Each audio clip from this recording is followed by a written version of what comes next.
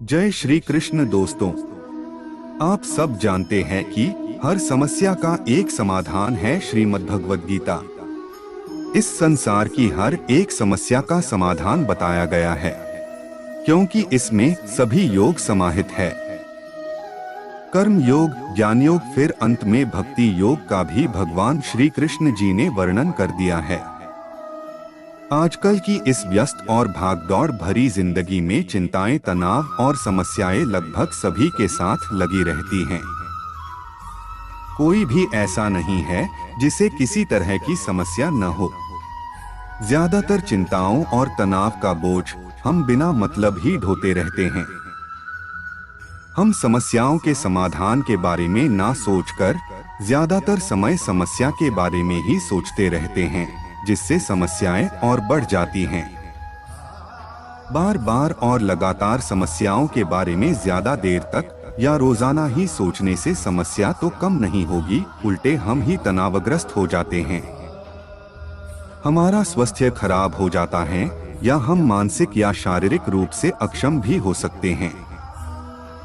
इसलिए आज के इस बेहद ही खास वीडियो में हम श्रीमद् भागवत गीता के इन 5 श्लोक के बारे में बात करेंगे, जिन्हें आज की पीढ़ियां के प्रत्येक मनुष्य के अनुसार, चाहे वह कोई भी हो, किसी भी आयु वर्ग का हो, उसके करियर का, जीवन का, रिश्तों का, उसके प्रत्येक समस्या का समाधान करने के लिए बहुत ही आसान भाषा और सरल शब्दों में आपको समझाया जाएगा। अगर आप श्रीमद् भगवत गीता के इस बहुमूल्य ज्ञान का लाभ अधिक से अधिक लेना चाहते हैं, तो इस गीता सार को पूरा अंत तक सुने और इन विचारों को आप हर रोज सुबह और रात में सोने से पहले जरूर सुने। कहते हैं, श्रीमद् भगवत गीता सिर्फ एक धर्म के लिए नहीं है, बल्कि इस धरती के हर इंसान को पढ़ना और समझना चाहिए, ताकि वो अपनी जिंदगी में सुख, शांति और सफलता को प्राप्त कर सके। भगवद गीता के 16वें अध्याय में भगवान श्री कृष्ण कहते हैं, त्रिविध नरकस्येदं द्वारं नाशनमात्मनः कामा क्रोधस्तथा लोभस्त्रमादेतत्रयं त्यजेत। अर्थात काम, क्रोध और लोभ नरक के द्वार हैं, वो पूरी तरह से सभी दुखों के मूल हैं। काम, क्रोध और लोभ मनुष्यों को कष्ट पहुंचाते हैं और उन्हें अवास्तविक बनाते हैं। इसलिए भगवान श्री कृष्ण उन्हें तुरंत जीवन से बाहर करने का निर्देश देते हैं। मनुष्य अधिक से अधिक पाने के लिए अंधी दौड़ लगाता है, और ये केवल लोभ यानी लालच है। जब भी उसे अपनी पूर्ति में बाधाएं आती हैं, तो वह क्रोधित हो जाता है और घबरा जाता है। उसकी हताशा को क्रोध कहा जाता है। मानव जीवन अच्छाइयों से भरा है। शारीरिक इंद्रियां सांसारिक तत्वों का स्वाद देती हैं और मन शारीरिक सुखों के लिए विचलित रहता है, जिसमें कामना, क्रोध, लोभ, मोह, अहंकार, ईर्ष्या और घृणा नाम के 7 अश्व जुटे हैं। कामना इन सब में प्रमुख है। मनुष्य के भीतर कामना, मोह व अहंकार जैसी जो वृत्तियां हैं, उनके सकारात्मक रूप भी हैं। एक माता पिता अपनी बच्चों का दुख नहीं देख सकते, उनकी हर इच्छा पूरी करते हैं और सदा कामना करते हैं कि वो सुखी रहें। मन का प्रेम ही उन्हें संतान के लिए बलिदान करने को भी तत्पर करता है। उनका इसमें कोई स्वार्थ नहीं होता है।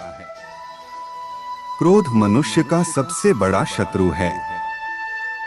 ये मनुष्य की मानसिक स्थिति को अपने वश में करके उसका विवेक समाप्त कर देता है, और वो बिल्कुल समझ नहीं पाता कि उचित व अनुचित, ज्ञान व अज्ञान क्या है। क्रोध मनुष्य की मानसिक स्थिति को अपने वश में करके इतना असंतुलित कर देता है कि उसे अपने भी शत्रु की भांति अप्रिय लगने लगते हैं। क्रोध के आवेश में मनुष्य अपने पूज्य गुरु एवं माता पिता के ऋण तक को भूलकर उनका भी तिरस्कार करता है। इसलिए मनुष्य को इन तीनों से मुक्त होने का प्रयास करना चाहिए। दूसरा श्लोक में भगवान कृष्ण कहते हैं, तानि सर्वाणि संयमय युक्त आसीत मत्पर है वशे यस्येन्द्रियाणि तस्य प्रज्ञा प्रतिष्ठिता। इसका अर्थ है कि काम, क्रोध व लोभ ये 3 प्रकार के नरक के द्वार अर्थात अधोगति में ले जाने वाले हैं, इसलिए इन तीनों को त्याग देना चाहिए। काम यानी इच्छाएं, गुस्सा व लालच ही सभी बुराइयों के मूल कारण हैं। भगवान श्री कृष्ण ने इन्हें नरक का द्वार कहा है। अगर हमें किसी लक्ष्य को पाना है तो ये 3 अवगुण छोड़ देना चाहिए। ये अवगुण हमारे मन में रहेंगे, हमारा मन अपने लक्ष्य से भटकता रहेगा। अतएव साधक को संयम अर्थात समत्व योग का पालन करते हुए अपनी सभी इंद्रियों को अपने अधीन करके परमात्मा का सहारा अथवा आश्रय लेकर ध्यान में बैठना चाहिए। ऐसा करने से साधक की सभी इंद्रियां उसके वश में हो जाती हैं, और जैसे ही उसकी इंद्रियां उसके वश में हो जाती हैं, वैसे ही उसकी बुद्धि भी स्थिर हो जाती है। भगवान की तीसरा श्लोक, योगस्थ कुरु कर्माणि संग त्यक्त्वा धनंजय सिद्धयत् सिद्धयो समो भूत्वा समत्व योग उच्यते। भगवान कृष्ण कहते हैं, हे अर्जुन, सफलता और असफलता की आसक्ति को त्याग कर तुम दृढ़ता से अपने कर्तव्य का पालन करो। यही संभाव योग कहलाता है। श्री कृष्ण गीता में कहते हैं कि किसी भी काम को न करने का विचार मन में नहीं लाना चाहिए। किसी भी काम में फायदा है या नहीं इस बारे में नहीं सोचना चाहिए। बस समय और हालात को ध्यान में रखते हुए क्या सही क्या गलत है ये सोचकर अपना कर्तव्य पूरा करना चाहिए, क्योंकि इसे ही धर्म कहते हैं। धर्म का अर्थ होता है कर्तव्य। अपने कर्तव्य को पूरा करने में कभी यश और फायदे नुकसान के बारे में नहीं सोचना चाहिए। बुद्धि को सिर्फ अपने कर्तव्य पर टिकाकर काम करना चाहिए। जब हम समझ जाते हैं कि प्रयास हमारे हाथ में है, परिणाम नहीं, तब हम केवल अपना कर्तव्य निभाने की चिंता करते हैं। परिणाम ईश्वर की प्रसन्नता के लिए हैं और इसलिए हम उन्हें समर्पित करते हैं। अब यदि परिणाम हमारी अपेक्षाओं के अनुरूप नहीं होते हैं तो हम उन्हें ईश्वर की इच्छा मानकर शांति से स्वीकार कर लेते हैं। इस प्रकार हम यश और अपयश, सफलता और असफलता, सुख और दुख को भगवान की इच्छा के रूप में स्वीकार करने में सक्षम हैं, और जब हम दोनों को समान रूप से स्वीकार करना सीख जाते हैं तो हम उस संभाव को विकसित करते हैं। भगवान ने चौथा श्लोक में कहा कि नास्ति बुद्धिर्युक्तस्य न चाक्तस्य भावना न चाभाव्यत शांतिर्शांतस्य कुत सुखम। श्री कृष्ण कहते हैं कि भगवान के बिना शांति संभव नहीं। जो व्यक्ति मन और इंद्रियों को नियंत्रित करने का प्रयास नहीं करता, वह न तो भगवान का चिंतन कर सकता है और न ही उनकी दिव्य कृपा पा सकता है। जिस प्रकार एक मधुमक्खी के लिए फूल के मधुरस का त्याग करना असंभव होता है, उसी प्रकार दिव्य प्रेम रस का आस्वादन किए बिना निकृष्ट सांसारिक ऐश्वर्यों और सुखों का त्याग करना संभव नहीं है, और ऐसे लोग भौतिक सुखों के लिए उसी प्रकार से लालायित रहते हैं। योगरहित पुरुष में निश्चय करने की बुद्धि नहीं होती और उसके मन में भावना भी नहीं होती। ऐसे भावनारहित पुरुष को शांति नहीं मिलती, और जिसे शांति नहीं, उसे सुख कहाँ से मिलेगा। हम सभी की इच्छा होती है हमें हमेशा सुख मिले, इसके लिए जाने क्या क्या करते हैं, जिसके कारण हमारा मन भटकता रहता है।